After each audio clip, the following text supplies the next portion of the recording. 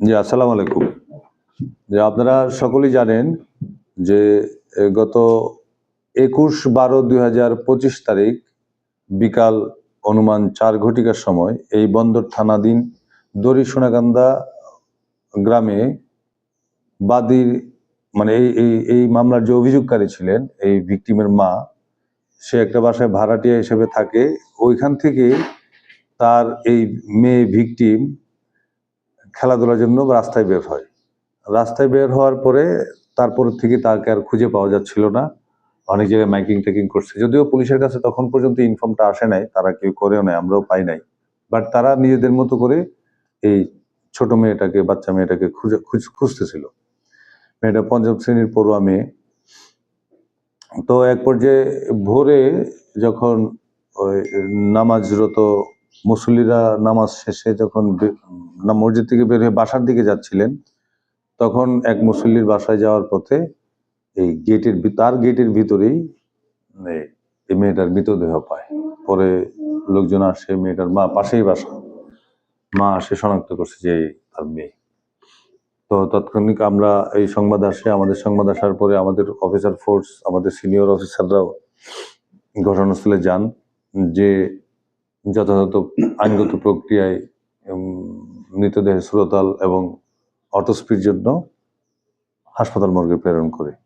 তো ইতিমধ্যে লাশ দাফন টাফনের পরে এই মেয়ের মা বাদী হয়ে আমাদের থানায় মামলা করে। তো মামলা হওয়ার পর থেকেই আমরা মামলাটা করে অজ্ঞাতনামা আসামিদের বিরুদ্ধে, যে অজ্ঞাতনামা আসামি তার মেয়েকে হত্যা করেছে। তো এই মামলা রুজু হওয়ার পরে আমি সাব ইন্সপেক্টর ইদ্রিসকে এইটার তদন্তকারী কর্মকর্তা নিয়োগ করি। তো আমরা টোটাল টিমটাই, শুধু আয়ু না, আমরা একটা ইউনিট হিসাবে কাজ করতেছিলাম। তো টোটাল টিমটাই কাজ করাকালীন সময় তো আমাদের বিভিন্ন সংস্থা যারা আছে এটা নিয়ে শ্যাডো ইনভেস্টিগেট করতেছিলেন। আপনারা জানেন র্যাব, পিবিআই। তো আমরা তাদের সাথে মানে ঘটনার সাথে কে সন্দিগ্ধ বা কে ইনভলভ থাকতে পারে তাদের সাথে আমরা শেয়ার করছি যে এরা থাকতে পারে। তো ইন দি টাইম র্যাব একজন আসামি ধরছে। ধরার পরে সে আমাদের প্রাইম অ্যাকিউজ ছিল আমাদের তদন্তকালীন সময়। তো ধরার পরে আমরা যখন আমাদের কাছে হ্যান্ড ওভার করছে, আমরা জিজ্ঞাসাবাদ করছি। জিজ্ঞাসাবাদ করার পরে তার কাছ থেকে কিছু তথ্য পাই, যেটা পজিটিভ। তার ইনভলভমেন্সির তথ্য আমরা পাই। সে সহ আরো ঘটনার সাথে আরো 2 জন জড়িত মর্মে তার নিকট থেকে আমরা তথ্য পাই। ওই যে 2 জন জড়িত, ওই 2 জনকেও আমরা গ্রেফতারের তাকে জিজ্ঞাসাবাদ করার পরে তার কাছ থেকে 2টা নাম পাওয়ার পরেও আমরা একজনকে ধরি এবং পিবিআই একজনকে ধরে। তো বর্তমানে আমাদের হেফাজতে 2 জন আছে। আমরা তাদেরকেও ইন্টারোগেশন করব, করে আগামীকালকে তাদেরকেও কোর্টে সোপর্দ করব। ধন্যবাদ। টোটাল 3 জন। আচ্ছা, প্রথম হলো ওই ফয়সাল উরফে বাদশা।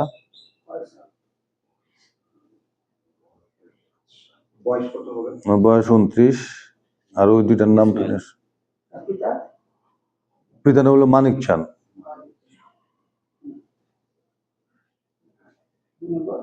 2 নম্বর হলো আপনার ইসমাইল। বয়স 35-এর বেশি হবে, 36-37, 40-এর কাছাকাছি হবে। পিতার নামটা হলো আপনার এই মুহূর্তে মনে নেই আমার, আমরা আর তাদের তো মাত্র আনছি, ডিটেল ইনফরমেশনটা তাদের নেওয়া হয়নি, আমরা নিব। তার আরেকটা হলো ইমন।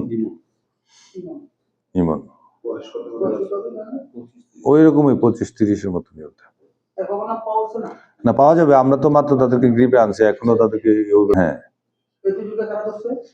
একজনে আমরা ধরছি না, আমরা ধরছি ইমনকে, সরি ইমনকে। আর ওইটা হলো পিবিআই। না, একজন পিবিআই, একজন র্যাব, একজন পুলিশ। র্যাব ধরছে ফয়সাল ওরফে বাদশা।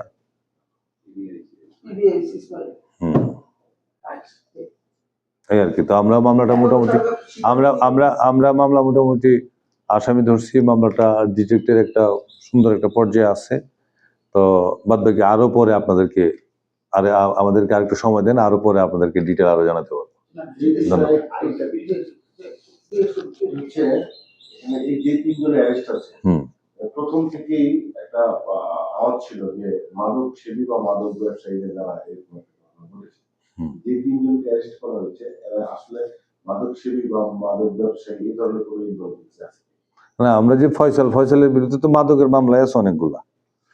যে ফয়সালের বিরুদ্ধে আমরা মাদকের মামলা সিডিএমএস চার্জ করে 3টা মামলা আমরা পেয়েছি তার বিরুদ্ধে, তখন সে মাদক সেবী।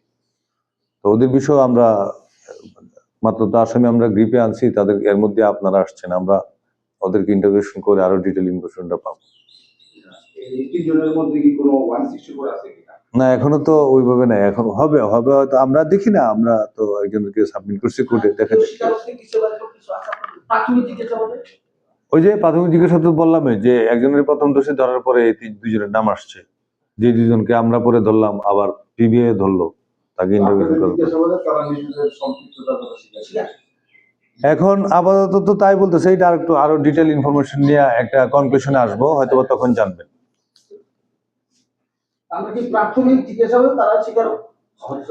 হ্যাঁ, প্রাথমিক জিজ্ঞাসাবাদে তারা বলতে শুধু ওই যে ফয়সাল ওরফে বাদশাহ ঘটনার সাথে সম্পৃক্ত স্বীকারোক্তি বলছে, বাট এটার আরো ডিটেল ইনফরমেশনটা আমরা আপনাদেরকে জানাবো।